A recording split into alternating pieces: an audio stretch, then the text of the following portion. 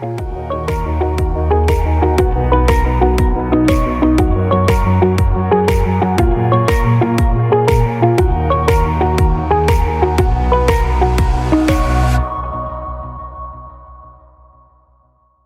is it that happened in your life? Was it something from your mom or just your own constitution? What is it that gives you that courage, that sense of strength? Yes, you mentioned it. It's my mom was that certainly the first woman I knew to admire. She worked hard for me and my sister, and she had a great career. And then when that wasn't enough, she started her own business and was a small business owner. And so we grew up, me and my sister, to learn that you could do things, you could be successful, you could have whatever you wanted as long as you worked hard for it. And she also taught us don't take no for an answer. All right, you hear that, everyone? Do not take no for an answer. And you can do whatever it is if you put your mind to it and you just work hard. Absolutely. All right, those are really great. That's a great starting point for this story that is Jaclyn. But you didn't say, all right, I'm going to go, make all kinds of money and go work on Wall Street. You actually decided to take your commitment to financial management and human resources and people and talent and invest it in housing. So how did that come about? Why are you so committed to making a difference in the world? And what is your vision for that? We all need access to safe and affordable housing, right? And for some of us who's always had it, it comes easy, but there's so many people who don't have access to it. And so here at NEF, where I have the pleasure to work alongside people that are forging that path, that are working diligently to provide affordable housing to folks. I find it a blessing. And, in terms of being connected to a mission, I've always needed to be connected to a mission. I needed to be connected to something bigger than who I am. And so it's certainly something I've done in my career, and I'm fortunate to be able to do it in my career and thrive. To have come through the challenges that you've come through and have such a significant role in such an important organization in the country, and then also serve on a corporate board, like how did that come about, and how do you juggle that and make sure you stay healthy? Well, I have a great support system, and my husband supports me, my family supports me, but I've also found what I like to call or refer to as this pocket of gold, which is other women leaders who support me and surround me, people that you can call when you're having a bad day, folks that you can run ideas around. And that pocket of gold is truly how I see these women. You happen to be in one of those women. Those are the folks that help me get through day to day and balance it all, and also to continue to dream bigger. How do you find those women in your life? If they come across you accidentally, or are you consciously seeking that out? Both. I think that one of the things that a woman like yourself taught me was always be available to help someone else. And in helping someone else, you get connected to someone else that likes to help people. And before you know it, you don't even have to work that hard to find other women that are willing to support you. They're there willing and waiting. So I would say to younger women or to other women to seek it out, but seek it out through service of others. And then once that happens, you'll start to see that there's so many other women that are committed to doing the same as you. So you put out your generous heart and you get it back many times. Is what Many times over. The gold becomes self-generating.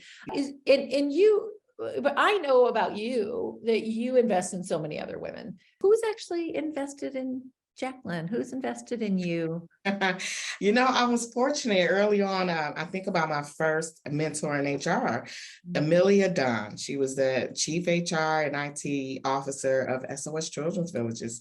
And she was like, she was Puerto Rican, and she said she had worked her way up, taught herself. She wasn't originally from here, and taught herself English. And she was like, she was going to help every woman and every woman of color that came across her. And she did just that. She showed me every decision she made. She shared her rationale. She opened up the doors to meetings and events that I might not have gotten into at that stage in my career. And to this day, I always be grateful for that access. Yeah, the way you speak about her, you just light up. What's her name? First name again? Millie. We all need a Millie. We all need a Millie who's in a place in life to say, this is where I'm standing and this is what I'm going to do to make the world a better place. And you are part of it.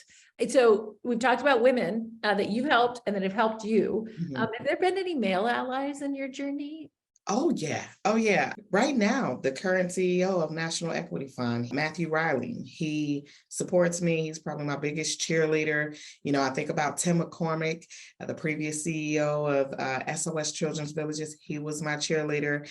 I've been fortunate to come across men who wanted to support the women in their life, the women that reported to them or reported right alongside of them. And so, yeah, I have men that support me. And I guess I can't forget my amazing husband. Yeah, yeah. All right. Well, that's at least three right there. Yeah. Is there something about those? I mean, so we hear so many stories about men who aren't supportive, who have caused challenges for and women as well, right? Men and women have equal opportunity, non-supporters as well as supporters. But what do you think it is about those particular men? What is it that they are just more confident, they have more ego strength, so they're not threatened by you and they want to Yeah. see you shine? Like, what do you think is it that they do? Well, oddly enough, I hate to put the pressure back on women, but when I think about all three of them, they all had strong mothers and they're married to strong women, intelligent women, right? And so they've seen how they don't have to compete or keep us down in that sense. But also, I do think when I think about the confidence of, say, Matthew, he comes from such a place of, if I can open up a door for you or provide you access to information or knowledge that somehow makes you better or grow, then I'm willing to do it because you being better makes me better. And I really appreciate that. And when I've had men, whether they were leaders or colleagues who weren't as open, it was this sort of fear that if they Yeah, gave you the access, that you would somehow supersede them.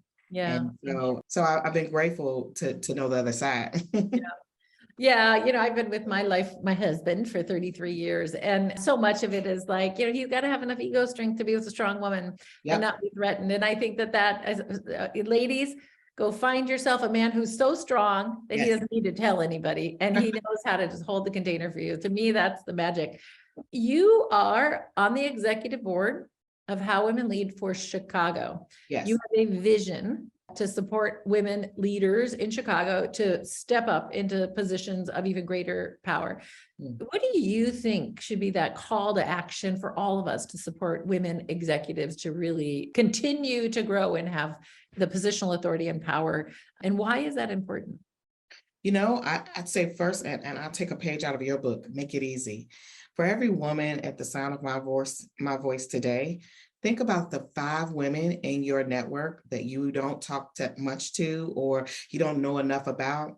Reach out for her, have virtual coffee, meet her for donuts, find out what it is she's trying to do or accomplish in her career and life, and find out how you can help her.